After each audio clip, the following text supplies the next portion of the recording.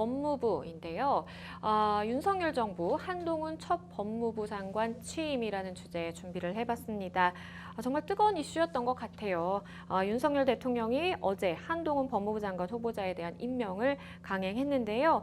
어제 취임식이 진행이 됐죠. 네, 임명부터 취임식까지 뭐 한순간에 그냥 내달리는 듯한 어떤 느낌이었습니다. 네. 임명을 제가 한 시간대가 한 4시 정도였어요.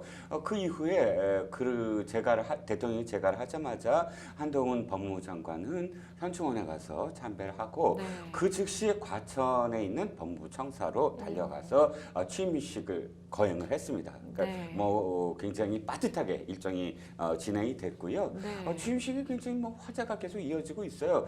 보통 왜 장관 취임식을 뭐 유튜브에 올렸다 그러면 누가 봅니까? 잘 안 보죠. 그러게요. 아마 법무부 직원도 안 볼 겁니다. 네. 그런데 조회수가 상당히 높아졌어요. 뭐 조회수가 굉장하고요. 또 넥타이를 맸는데 뭐 넥타이에 뭐 불휘 깊은 나무, 뭐 용비어천가에 나온 네. 그 한글로 된 그 넥타이가 어디서 난 거냐, 뭐 따져봤더니 9,000원이더라고요. 그래서 네. 그것도 화제고 이래저래 어떤 의미에서는 좀 이렇게 그 한동훈 법무부 장관의 어떤 현상 뭐 이런 게 좀 나타나고 있는 것 같고요. 법무부 청사 앞에는 꽃바구니가 뭐 수백 개가 그 나열돼 있는 어떤 사진도 지금 올라와 있습니다.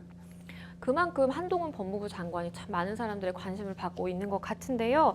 정말 쉽지 않은 과정이었어요. 한번 좀 되짚어 주시죠. 네, 뭐 꽃바구니만큼의 비판도 뭐 쏟아졌죠. 민주당에서 엄청나게 반대를 했고요.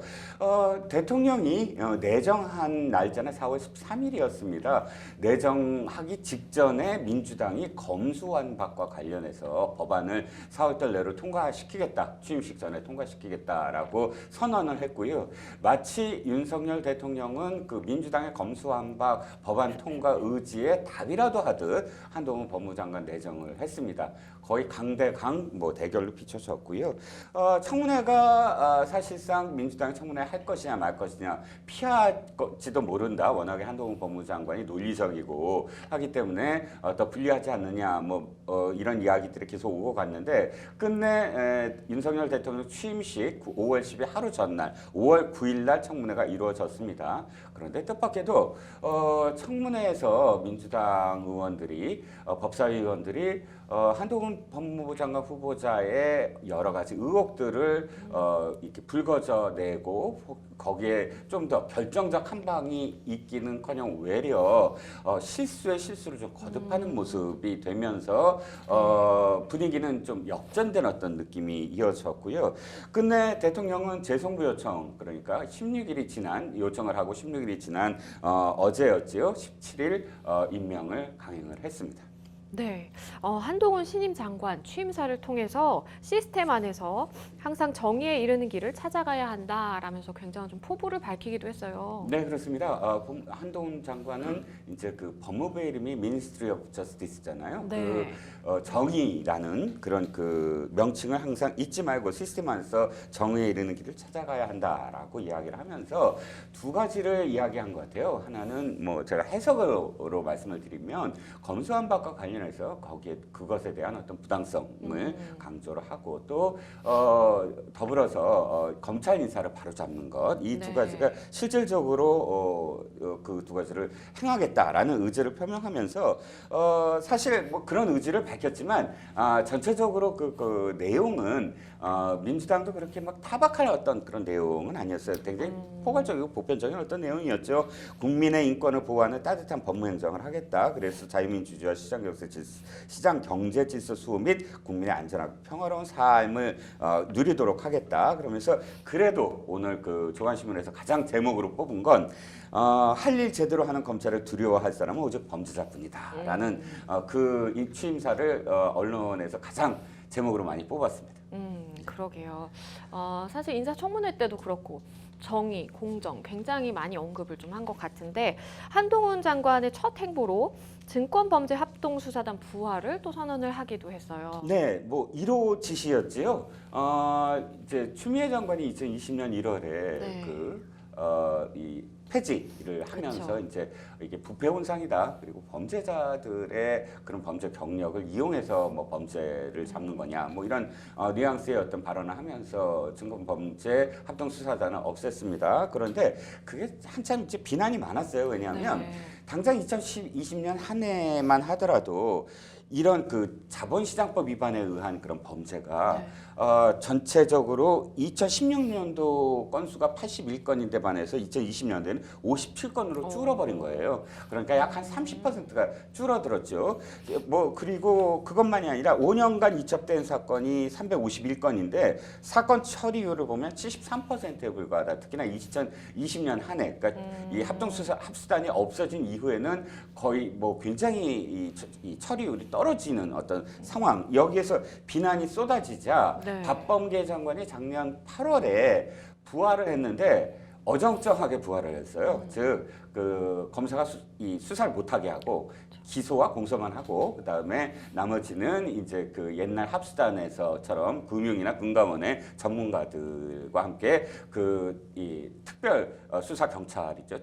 특사경이 특별 사법 경찰이죠. 특사경이 수사를 맡는 것으로 그렇게 부활을 시켰습니다. 역시 그 좀 어정쩡한 어떤 상태였는데 한동훈 법무장관 1호 지시로 다시 2013년도에 만들어진 남부지검에 만들어진 증권합동수사단, 즉 자본시장법에 의한 그런 그 법률, 위배되는 법률에 대해서 금융감독원, 금융위원회, 예금보험공사, 한국거래소의 전문가들과 함께 검사들이 직접 수사에 나서는 그래서 당장 뿌렸더라고요. 48명, 어마어마한 숫자죠. 그러게요. 예. 당장 일단 뿌려서 시작이 됐습니다. 이게 사실은 한동훈 장관이 이제 추미애 전 법무부 장관이 취임 직후 폐지한 증권범죄합동수사단을 이제 부활시키다 보니까 이게 외부에서 사실 보기에는 그 모양새 자체가 한 장관이 본인의 1호 지시로 이 추 전 장관의 1호 지시를 삭제시켰다. 뭐 이런 이야기도 나오더라고요. 각각 1호 지시로 사실 없애고 그러게요. 부활시키는 모양새가 됐습니다. 일단 당시에 이 추미애 장관이 그것을 없앴을 때 정치적인 해석이 많았어요.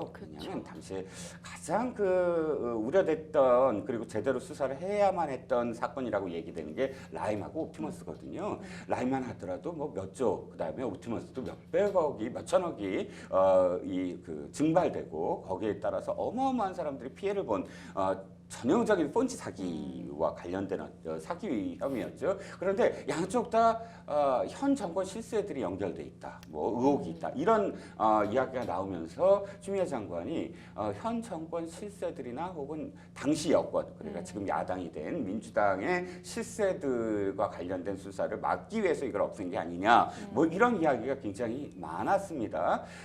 역으로 한동훈 법무장관이 이걸 다시 부활시킨 건 어떤 의미에서는 국민들에게 이게 검찰이 수사를 함으로써 정말로 눈물을 닦아주는 사람이 누구냐 라는 거를 여론으로 그러니까 여론의 어떤 호소로 하는 것 같아요. 그러니까 이게 어느 정도는 빨리 수사를 가능한데 굉장히 오랫동안 수사가 진척이 없는 어떤 상황이었기 때문에 쾌도난마로 수사를 해서 결과로 보여주자라는 그런 지금 생각을 갖고 있는 게 아닌가. 좀 양쪽 다 정무적인 판단이 좀 있는 게 아닌가 싶습니다.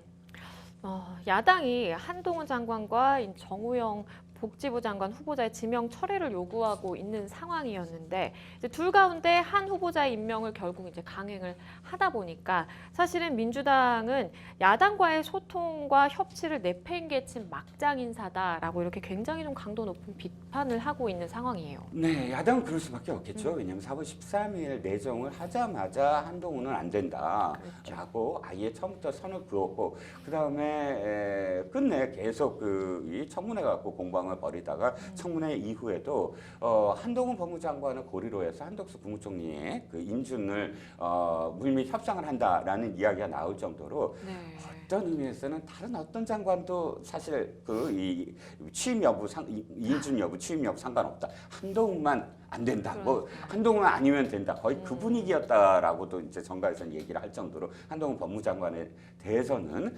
굉장히 이 선을 그었습니다. 그게 레드라인이었죠. 어떤 의미에서는 처음부터. 근데 임명을 강행한 것을 두고 어쨌든 야당은 이 비상대책위원장을 포함을 해서 평소에 굉장히 중립적인 발언을 하고 있는 이상민 의원까지 비판을 쏟아냈습니다. 예를 들자면 이런 것이죠. 윤석열 대통령이 국회에 와서 시정연설에서 협치를 강조를 했는데 말로는 협치를 하고 그다음에 바로 임명 강행을 한 것은 말뿐이지 않았느냐. 말과 행동이 다르다. 뭐 거의 그런 뉘앙스입니다. 돌아올 수 없는 강을 건넜다라고 원내대변인 오영환 대변인은 얘기를 했고요. 뭐 국무총리 후보자 인준에 이제 빨간불이 켜졌다라는 입장인데 속내를 들여다보면 꼭 그런 것만은 아니다. 왜냐하면 굉장히 좀 불리한 게 한동훈 법무장관 후보자의 아까도 말씀드렸지만 후보자 시절에 청문회에서 제대로 그것을 드러내지 못한 것과 더불어서 한동훈 후보자에 대한 한동훈 장관에 대한 임명됐죠. 장관에 대한 이 지지 또는 중도의 호감 이런 것도 상당히 지금 높아지고 있거든요. 그래서 네. 겉으로 이렇게 반대를 한 것이 자기 자신들의 어떤 여론에 실질적으로 여론과 딱 일치하지 않는 점에 그 괴리에 대해서 속으로는 좀 고민을 하고 있다라고 정가에서는 얘기를 하고 있습니다. 결국 이 한덕수 총리 후보자의 협상 카드로 거론이 되는 정우영 후보자에 대한 거취 문제가 마지막에 관심사로 이제 남아있게 된 상황인데 좀 어떻게 예상을 해볼 수 있을까요? 일단 한동훈 법무장관을 임명하자마자 민주당이 한덕수 국무총리 후보자의 인준을 표결에 붙이겠다라고 입장을 밝혔어요. 그러니까 네. 20일로 잡혔죠. 본회의에서 부결하겠다라고 뭐 공식적으로 선언한 거나 마찬가지예요. 그런데 아까도 말씀드렸지만 이게 진짜로 부결을 할 수 있을지는 지켜봐야 된다. 왜냐하면 첫 번째 변수가 정호영 후보자입니다. 정호영 네. 후보자는 한동훈 후보자와 좀 달라요, 결이. 한동훈 후보자는 예를 들어서 50대 50 아니면 51대 49 정도예요. 그러니까 뭐 찬성과 반대가. 네. 근데 정호영 후보자 같은 경우는 좀 과장해서 말씀드리면 거의 뭐 3대 7 아니면 2대 8 정도로 거기에 뭐 찬성을 하거나 호감을 갖고 있는 어떤 그런 이 국민들이 별로 없거든요. 그래서 한동훈 후보자는 뭐 일단 임명을 강행했지만 정호영 후보자를 19일 정도에 예를 들어서 자진 사퇴를 한다거나 후보를 철회한다거나 했을 때 과연 이 한덕수 후보자의 인준에서 부결을 강행할 수 있을 것인가. 그러게요. 이런 또 상황이 도래를 해요. 국민들이 그래 정호영 후보자는 안 돼. 그러니까 이제 더 이상 발목 잡지 마. 이렇게 될 것인지 아니면 국민들이 지금 민주당의 어떤 뜻대로 아니 한동훈과 마찬가지인데 정호영은 왜 이 자진 사퇴시키고 한동훈은 임명을 해 이런 분위기인지는 정호영 후보자가 19일날 만약 자진 사퇴한 이후의 여론의 흐름을 지금 민주당은 또 파악을 해야 되거든요. 왜냐하면 그때부터 바로 그 공식 선거일이 개시가 됩니다. 19일부터. 네. 그러니까 이제는 만약에 부결을 시키면 바로 이제 유세가 시작이 되는데 유세 현장마다 국민의힘이 이렇게 얘기할 겁니다.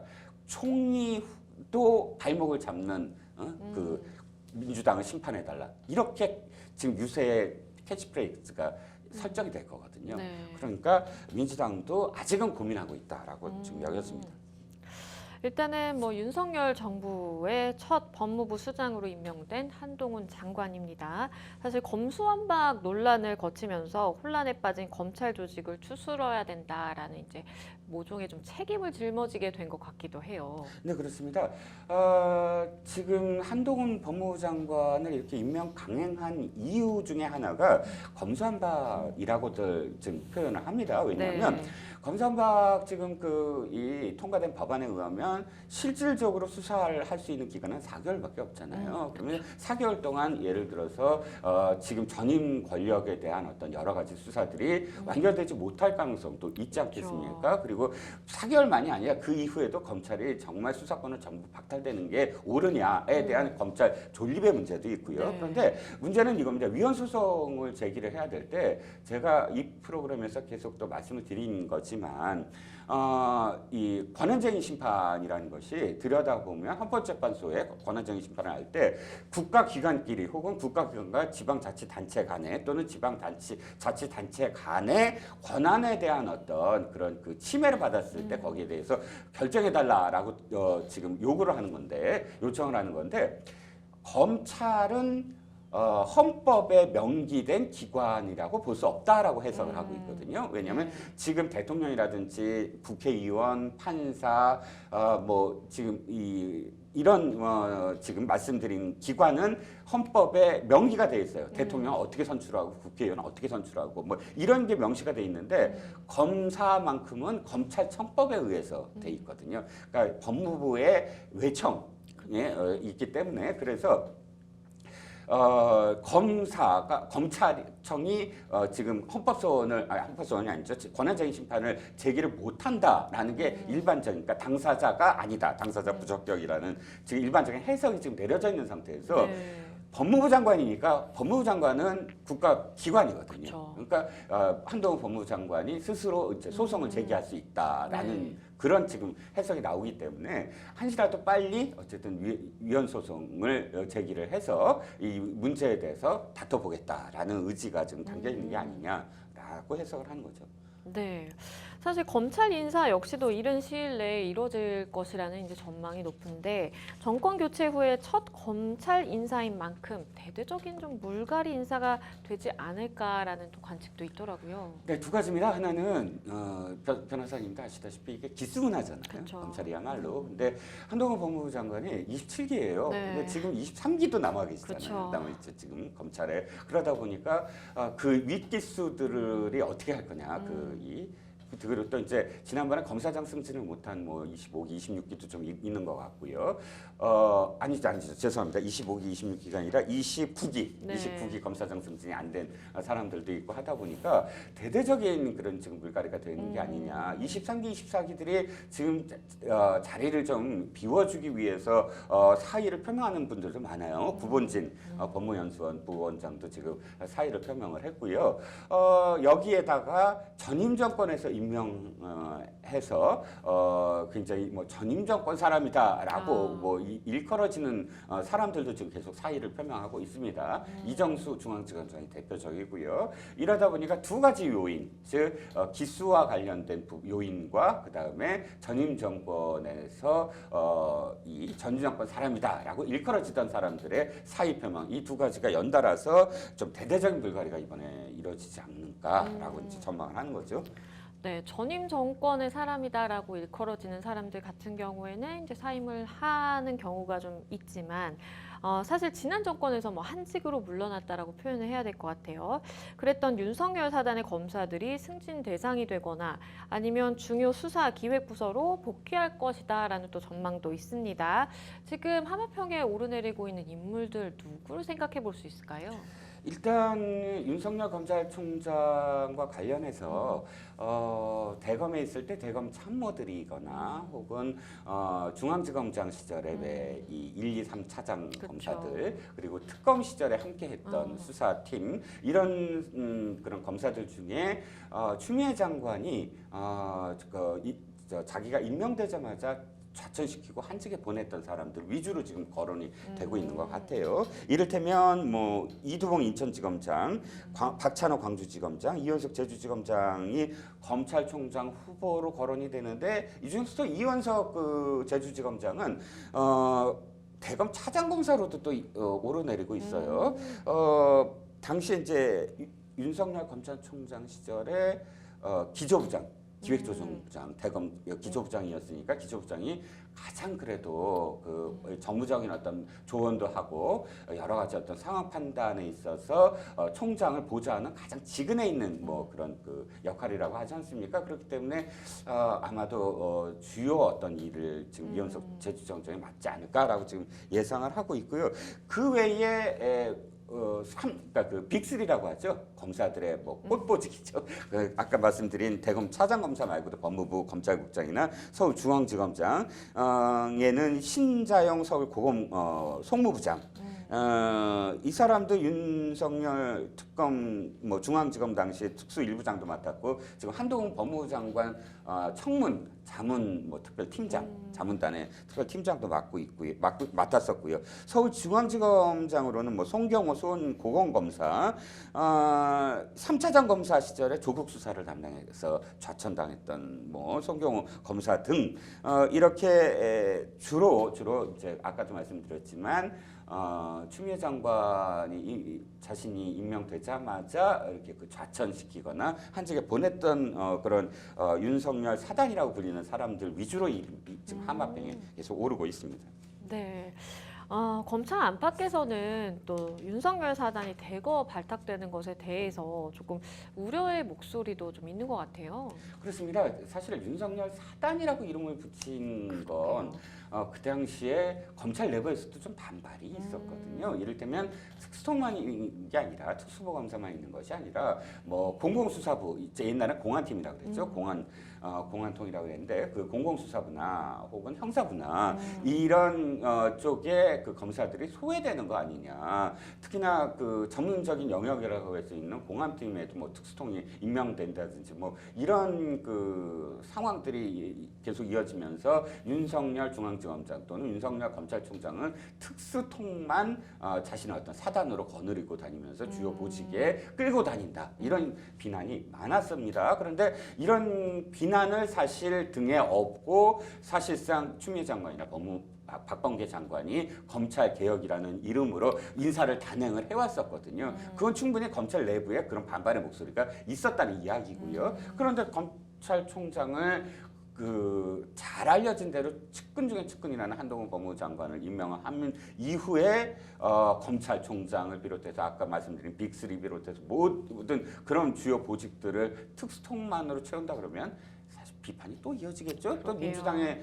그 비판이 여전히 살아날 겁니다. 그렇기 때문에 그렇게까지 할 건가? 특히나 이제 검찰총장과 관련해서는 뭐 여한석 검사가 이름에 오르내리고 있고 뭐 이런 몇 분 전혀 사단이라고 이름 불리지 아니한 사람들이 자꾸 하마평에 오르고 있는 건 또 특수성이 아닌 검사들이 오르고 있는 건 바로 그 이유. 그러니까 진짜 수사를 맡아야 될 사람들은 이 4개월 또는 검수완박법에 의해서 이 짧은 시간 동안 빨리 자신들이 해왔던 것, 좌천당하기 전에 해왔던 것을 완수하기 위해서 일단 특수통 검사를 쓸 수밖에 없다라는 이유가 되니까 검찰총장만큼은 다른 쪽으로 임명을 하지 않을까라는 해석도 지금 전망도 지금 그래서 나오고 있습니다. 사실 한동훈 장관이 임명이 되면서 검찰총장에 대한 이 법무부 장관의 수사지휘권 폐지 그리고 또 검찰의 독립적 예산 편성권 확보와 같이 국정과제 이행을 위한 제도 정비도 뭔가 본격적으로 시작되지 않을까라는 생각도 들어요. 네, 뭐 수사지휘권 폐지는 이제 그 윤석열 대통령이 당선 시절에 공약을 한 거니까 그렇죠. 지휘권 폐지 자체가 무슨 뭐 크게 그 문제가 되지는 않을 것 같은데 권한을 없애는 거니까. 근데 일단 검찰이 독립적 예산 편성권을 한다는 건 새로운 부분이잖아요. 네. 지금 법무부 장관이 직접 이제 이 법사위에 참석을 해서 예산과 관련된 이야기를 하는데 이제는 검찰총장이 해야 됩니다. 그런 부분들을 어떻게 할 것인가와 또 한 가지는 지금 한동훈 법무부 장관의 시스템을 새로 만들어야 될 게 있어요. 인사검증. 그러니까 옛날에 민정수석이 청와대 민정수석이 인사검증과 관련된 그렇죠. 일을 민정수석실이 했거든요. 근데 민정수석실을 폐지함으로써 그 권한을 법무부에 넘겼어요. 이것도 사실 초유의 일이에요. 그러다 보면 법무부가 지금까지 안 했던 그런 일들 를 해야 되잖아요. 그럼 그 시스템을 만드는 것도 그렇죠. 아마 지금 시급한 일로 보입니다. 한편 이 검수완박으로 이 수사권이 확대된 경찰의 내년 인건비가 주목을 받고 있습니다. 사상 처음 10조 원을 넘어설 전망이 나오고 있어요. 그렇죠. 검경 수사권 조정만 하더라도 그렇죠. 작년이죠. 어마어마한 지금 부담이었고요. 또 그때만 하더라도 계속 아니 지금 늘려주세요. 사람이 부족해요. 사람이 없어요. 점정인 인력도 없고요. 장비도 없고요. 뭐 이런 목소리가 나왔는데 지금 6대 범죄 중에 2대 범죄 빼놓고 또 다 떠안는 셈이 됐잖아요. 그러다 보니까 엎친 데 덮쳤죠. 그래서 계속 이제 그 이 장비, 뭐 예산 이런 문제들이 불거져 나왔습니다. 현재 경찰청이 마련한 2023년도 예산안 편성안을 보면 내년 인건비가 와 10조 원이 돌파한 거예요. 올해 그러니까 9조 3,596억 원보다 6,552억 원이 늘어났는데 물론 늘어난 건 6천억 원이지만 9조와 10조는 느낌상 그렇죠. 차이가 있는 것이지요. 당연히 인력 충원이 불가피하고요. 인력 충원만이 아니라 뭐 여러 가지 수사 인프라 문제도 있을 거예요. 그러니까 뭐 기존에 검찰이 담당했던 그런 전문적인 영역도 지금 다 끌어안아야 되는 어떤 상황이고 궁극적으로 사실 올해 당장 안 하더라도요. 4대 범죄를 그러다 보면 당장 뭐 장비 문제, 인프라 문제, 인력 문제 이런 것들을 해결하기 위해서 지금부터 예산 편성 내년에 써야 될 예산 편성을 지금 하고 있는 것으로 보입니다. 네, 국회 시정연설에서 협치를 강조했던 윤석열 대통령이 장관 임명 강행 이후에 또다시 꼬이게 된 전국을 어떻게 풀어갈지가 주목을 받고 있는데요. 글쎄요, 앞으로 어떻게 될까요? 일단 지금 지방선거만 아니어도 사실은 조금 더 이렇게 여야 간에 대화 협상의 여지가 있을 것 같아요. 근데 지방선거가 바로 코앞이니까 강대강으로 부딪힐 수밖에 없습니다. 맞아요. 자기 진영을 결집시키고 남의 진영을 이렇게 조금이라도 분열시키는 것이 선거의 어떤 기본이에요. 그러다 보니까 국민들로서는 좀 피곤하죠. 큰 선거 치렀는데 바로 또 선거를 치르면서 여야가 싸우는 모습을 볼 수밖에 없는 상황이고요. 이 대목에서 대통령이 계속 강대강 으로 가면 사실 국민들은 피곤할 수밖에 없어요. 맞습니다. 피로감이 쌓일 수밖에 없고요. 일단 선거가 끝난 다음에 대통령이 그야말로 국회에 가서 직접 밝히신 것처럼 여소야대 국회를 또다시 실감하셔야 될 겁니다. 아무리 뭐 지방선거를 휩쓸다고 하더라도 국회는 국회고 지방권력은 지방권력 아닙니까? 그러다 보면 어떻게 하면 협치를 할 것인가에 대한 고민을 그리고 그 고민의 결과를 선거 이후에 내놓으셔야 될 것 같습니다.